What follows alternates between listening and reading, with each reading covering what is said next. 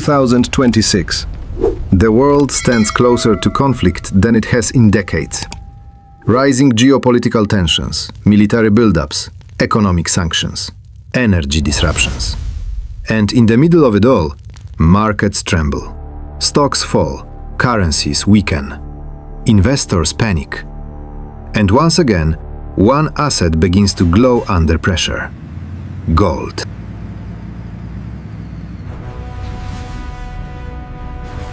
War doesn't just reshape borders, it reshapes money. During global conflict, governments spend massively, debt explodes, inflation rises, currencies lose trust. History shows this clearly. In times of war, nations print money to fund military operations. And when money is printed too quickly, confidence declines. That's when investors search for something outside the system, something tangible, something no government can create overnight: gold.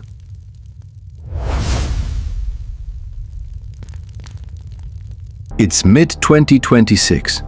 A major geopolitical conflict escalates. Global trade routes are disrupted. Oil prices surge. Supply chains freeze. Stock markets drop 20% in weeks. Central banks respond the only way they know how: liquidity injections, emergency stimulus, rate cuts. But here's the problem.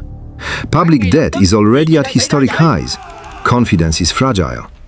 And when trust is fragile, capital runs, not toward growth, but toward protection. Gold demand spikes.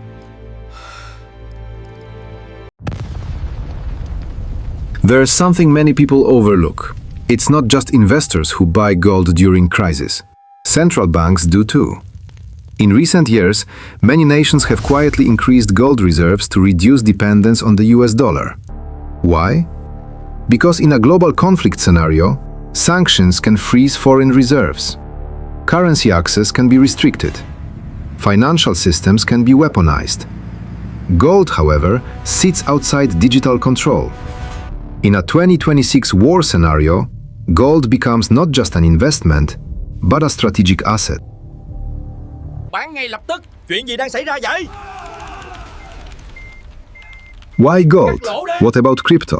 What about tech stocks? But war creates a unique environment. Cyber risks increase. Internet disruptions become possible. Market volatility spikes. Gold does not depend on electricity. It does not depend on servers. It does not depend on algorithms. It depends on trust. And trust becomes rare during war.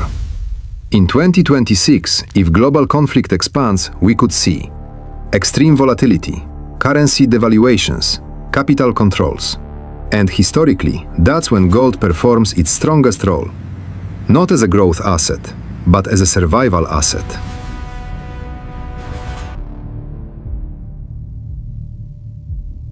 Here's the deeper truth. Gold is not driven only by supply and demand. It is driven by fear. Fear of collapse. Fear of inflation. Fear of instability. In 2026, if headlines are dominated by conflict, people won't be asking, "How much can I make?" They'll be asking, "How do I protect what I have?" And that shift in psychology can move trillions of dollars.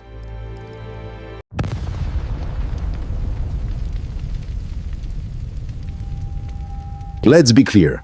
No one can predict the future with certainty. War may escalate, or diplomacy may prevail.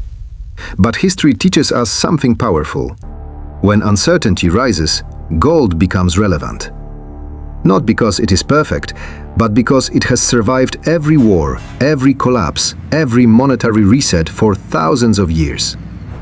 So the real question for 2026 is not, will gold go up? The real question is, if the world becomes unstable, are you positioned for growth or for protection?